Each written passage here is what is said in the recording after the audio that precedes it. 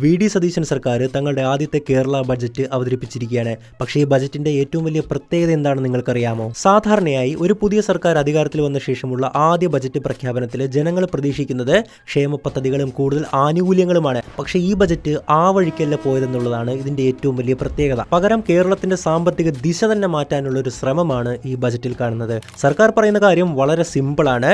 നമുക്ക് കൂടുതൽ പണം വെറുതെ ചെലവഴിച്ചുകൊണ്ട് മാത്രം മുന്നോട്ട് പോകാൻ സാധിക്കില്ല. പകരം നമുക്ക് കൂടുതൽ വരുമാനം നേടിത്തരുന്ന പുതിയ പദ്ധതികൾ നമ്മൾ സൃഷ്ടിക്കണം, ആവിഷ്കരിക്കണമെന്നാണ്. അതുകൊണ്ട് തന്നെയാണ് ഈ ബജറ്റ് പ്രധാനപ്പെട്ട 5 മേഖലകളിൽ ശ്രദ്ധ കേന്ദ്രീകരിച്ചിരിക്കുന്നത്. തുറമുഖം, ചെറുകിട വ്യവസായം, ഭൂമി പരിഷ്കരണം, വിദ്യാഭ്യാസം, ലോജിസ്റ്റിക്സ്. ഉദാഹരണത്തിന് 400 കോടി രൂപയുടെ മിഷൻ സമുദ്ര വഴി കേരളത്തെ വലിയൊരു മാരിടൈം എക്കോണമി ആക്കാനാണ് സർക്കാർ ലക്ഷ്യമിടുന്നത്. അതുപോലെ തന്നെ നോളജ് വാലി വഴി വിദേശ സർവകലാശാലകളെയും ഗവേഷണ സ്ഥാപനങ്ങളെയും ഒക്കെ തന്നെ കേരളത്തിലേക്ക് ആകർഷിക്കാനാണ് ശ്രമിക്കുന്നത്. അതേസമയം തന്നെ പലരും പ്രതീക്ഷിച്ച കാര്യങ്ങൾ ഈ ബജറ്റിൽ കാണാനും സാധിച്ചിട്ടുണ്ടായിരുന്നില്ല.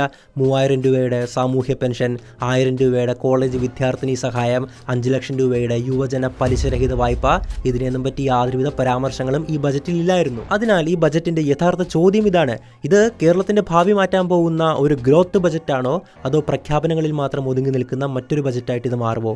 എന്താണ് ഇതിനെക്കുറിച്ചുള്ള നിങ്ങളുടെ അഭിപ്രായം?